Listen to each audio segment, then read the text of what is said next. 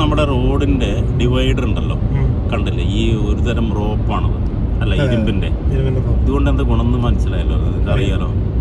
അപ്പൊ അതായത് നമ്മളിപ്പോ ഒരു ആക്ഷൻ റിയാക്ഷൻ എന്ന് പറയുന്നത്, ഒരു ഫിക്സ്ഡ് ആയിട്ടുള്ള ഒരു സാധനം കോൺക്രീറ്റിലോ അല്ലെങ്കിൽ അതിൽ പോയി ഇടിച്ചു കഴിഞ്ഞാൽ അത് ഭയങ്കരമായിട്ട് നമുക്ക് കിട്ടും. ഇതാവുമ്പോ അതുണ്ടാവില്ല. ഈ ഭയങ്കര ഒരു സംഭവമുണ്ട് നമ്മുടെ നാട്ടിൽ. ഇവിടെ അല്ല, ഈ റോഡിൽ മാത്രമല്ല, നമ്മളെ മെയിൻ ഹൈവേയിൽ തന്നെയാണല്ലോ 160 പോകുന്ന റോഡിൽ ഈ പലപ്പോഴും കണ്ടിട്ടുണ്ടാവില്ല, രാവിലെ നമ്മൾ പോകുന്ന സമയത്ത് ആക്സിഡന്റ് ഉണ്ടാവുന്നു. പല വണ്ടികൾ ഇടിച്ച് കയറി ഒരു കിലോമീറ്ററുകളില്ലെങ്കിലും ഒരു മീറ്ററുകളെങ്കിലും ദൂരത്തിലേക്ക് ഈ സാധനങ്ങൾ പിടിച്ചാകത്തോട് കയറി പോകുന്നു. വണ്ടിക്കൊന്നും പറ്റിയിട്ടുണ്ടാവില്ല. വണ്ടിക്ക് വലുതായിട്ടുണ്ടായിട്ടുണ്ട്, ആക്സിഡന്റ് ആയിട്ടുണ്ട്. അത്യാവശ്യം നല്ല ആക്സിഡന്റ് ആണ്.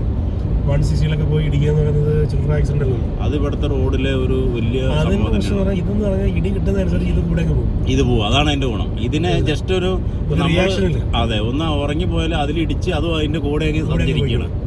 മറ്റേന്ന് പറഞ്ഞാൽ ഇടിച്ച് ഓപ്പോസിറ്റ് വരികയാണ്. പിന്നെ അതിന് വരുന്ന ഒരു അപകടം എന്ന് പറയുന്നത് ഈ ഇടിച്ച് പോകുന്ന ഇതിന്റെ ഇടയിൽ ഇലക്ട്രിക് പോസ്റ്റ് അതുണ്ട്. അപ്പൊ ഈ ഇതിനകത്ത് ഇടിച്ച് 7 കിലോമീറ്റർ പോയിട്ട് ചെന്ന് പോസ്റ്റ് ഇടിക്കായിരുന്നത്. പക്ഷെ പോസ്റ്റ് ഇടിക്കും, ഇതിൽ ഇടിച്ചിട്ടാണ് ചെല്ലുന്നതുകൊണ്ട് പോസ്റ്റ് ഇടിക്കുന്നതിന്റെ ശക്തി കുറവായിരിക്കും. അല്ല, അതൊന്നുണ്ട്. പിന്നെ ഇവിടെ എല്ലാ കോർണറുകളുണ്ടല്ലോ, നമ്മള് ആ കോർണറുകളിലെല്ലാം ഒരു തരം ബൂട്ട് പോലത്തെ സാധനം വെച്ചിട്ടുണ്ട് അല്ലേ? നമ്മള് 2 റോഡ് പിരിയുന്ന വൈ ജംഗ്ഷൻ പോലുള്ള അവിടെ സ്റ്റീലിലാണ് വെക്കുന്നതെങ്കിലും റബ്ബർ ഉള്ളതെന്ന് വെച്ചാൽ അത് ഇടിച്ചു കഴിഞ്ഞാൽ അവനങ്ങ് അതില് ഇതായി പൊക്കോളും. അല്ലാതെ തന്നെ ആ സ്റ്റീലില്ല, ആ റബ്ബറിന്റെ ആ സാധനം ഇല്ല എങ്കിൽ അത് ഇടിച്ചു കഴിഞ്ഞാൽ സ്റ്റീല് വണ്ടി കിടക്കി കഴിഞ്ഞാൽ അത് വണ്ടി കൊരുക്കുവരും. അത് ഉറപ്പാണ്. ഈ ലോറിക്കാരൻ റോങ് ആണ്. ഇത് ഓക്കെ, ഇതില്ല.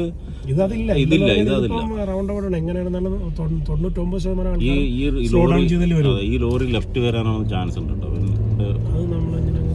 ഇങ്ങനെ കയറി പോയി കഴിഞ്ഞാൽ അങ്ങനെ പൊക്കോളൂ. അപ്പൊ അങ്ങനെയുള്ള കുറെ കാര്യങ്ങൾ നമ്മൾ ഇവിടുത്തെ റോഡിൽ നിന്നും പഠിക്കാനുണ്ട് അല്ലേ? ഒരുപാട് റോഡ് സംഭവങ്ങൾ പഠിക്കുന്നത്. പിന്നെ നമ്മുടെ നാട് ഇതുമായിട്ട് കമ്പയർ ചെയ്യാൻ പറ്റില്ല. അതാണ് കമ്പയർ ചെയ്യാൻ പറ്റാത്ത കാര്യം എന്ന് പറയുന്നത്, ഇവിടുത്തെ ലാൻഡ് ഏത് സമയത്തുള്ളാലും ഗവൺമെന്റിന് കൊടുത്ത് പിന്നെ ഓക്യുപ്പൈഡ് ചെയ്യാം. ഓക്യുപ്പൈഡ് ചെയ്താൽ ആൾക്കാർ അത് അക്സെപ്റ്റ് ചെയ്യുകയും ചെയ്യും. അല്ല, അവർക്ക് അതിന് വേറെ സ്ഥലം കൊടുക്കുക അല്ലെങ്കിൽ എന്ത് വേണമെങ്കിലും. നമ്മുടെ നാട്ടിൽ വേറെ സ്ഥലം കൊടുക്കുന്നുണ്ടല്ലോ. പക്ഷെ അത് പറഞ്ഞ് കാട്ടിൻ്റെ ഉള്ളിലേക്ക് കൊടുക്കുക. ആൾക്കാർ അവിടെ പെട്ടിക്കടയും ഒക്കെ ആയിട്ട് ജീവിച്ചതിന് ശേഷം പിന്നെ പെട്ടെന്ന് ഒരു സുപ്രഭാതത്തിൽ ഇവിടെ നിന്ന് പൊളിച്ചു. ഒരു മൂവിയില്, ഈ അടുത്ത കാലത്ത് കണ്ടൊരു മൂവിയില് കർമ്മം അങ്ങനെയാണെന്ന് തോന്നുന്നൊരു മൂവി. ഇപ്പൊ ലേറ്റസ്റ്റ് വന്നൊരു മൂവിയാണ്. അപ്പൊ അതില് ഈ അതിന്റെ നായകനും നായികയും കൂടെ ഒരു വേറൊരു കൺട്രിയിൽ ചെന്ന് പെടും. അപ്പം നായകന്റെ എക്സ് ഗേൾഫ്രണ്ട് അവിടുത്തെ ഒരു ഈ സെക്സ് റാക്കറ്റിലും അവയവദാനം ചെയ്യുന്നതിന്റെ ഇടയിൽ ചെന്ന് പെടുന്നുണ്ട്. അപ്പൊ ഈ നായകനായിട്ട് ഒരു ക്ലാഷ് വരുന്ന സമയത്ത് അതെല്ലാം പറയുന്നതാണ് ബ്ലഡി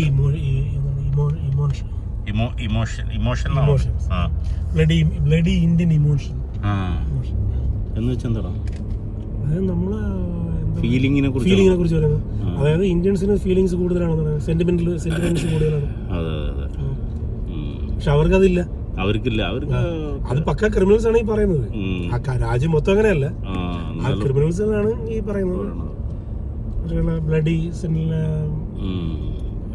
അതൊരു നല്ല ശീലം അല്ലെന്ന് അവർ പറയുന്നത്. നല്ല ശീലം അല്ലെന്നാണ് അവർ പറയുന്നത്.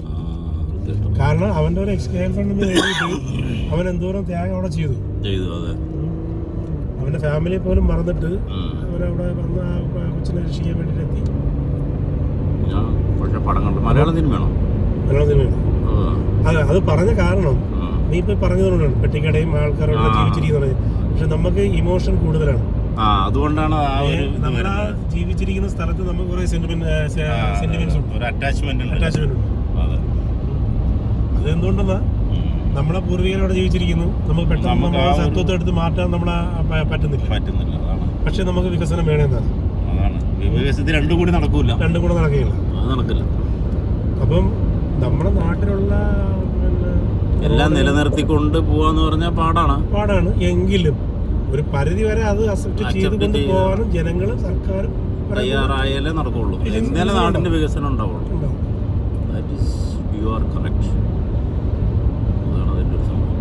അങ്ങനെ പറയുമ്പോഴും ഈവൻ നമുക്കത് എഫക്റ്റ് ചെയ്യുമ്പോൾ നമുക്ക് മാനസികമായി ചിലപ്പോൾ അത് അക്സെപ്റ്റ് ചെയ്യാൻ പറ്റിയെന്ന് വരില്ല. ഇപ്പം നമ്മുടെ നാട്ടിൽ ഒരു തീരദേശ ഹൈവേ വരുന്നുണ്ട്. അത് കഴിഞ്ഞിട്ട് പിന്നെ ഒരു പോർട്ട് ഉണ്ടാവുന്നില്ല തിരുവനന്തപുരത്ത്, വിഴിഞ്ഞം പോർട്ട്. തിരുവനന്തപുരത്ത് അതുകൊണ്ട് ബന്ധപ്പെട്ട് ഒരു വേറൊരു സൈഡ് റോഡും വരുന്നുണ്ടെന്ന് പറയുന്നത്. പക്ഷെ അത് ഈവൻ ഞാൻ താമസിക്കുന്ന സ്ഥലത്തൂടെയാണ് വരുന്നത്, ഞാൻ താമസിക്കുന്ന വീടിൻ്റെ അടുത്തൂടെയാണ് വരുന്നത്. അല്ലെങ്കിൽ എനിക്ക് എൻ്റെ സ്ഥലത്തോ വീടിനോ അത് എഫക്റ്റ് ചെയ്താലും സ്വാഭാവികമായിട്ടും ഞാനും പറയും താല്പര്യക്കുറവായിരിക്കും. എനിക്ക് കോടിയിൽ കിട്ടിയാലേ എൻ്റെ ഇവിടുന്ന് പോകാൻ പറ്റുള്ളൂ. പക്ഷെ അത് നമ്മൾ ഒരു പരിധി വരെ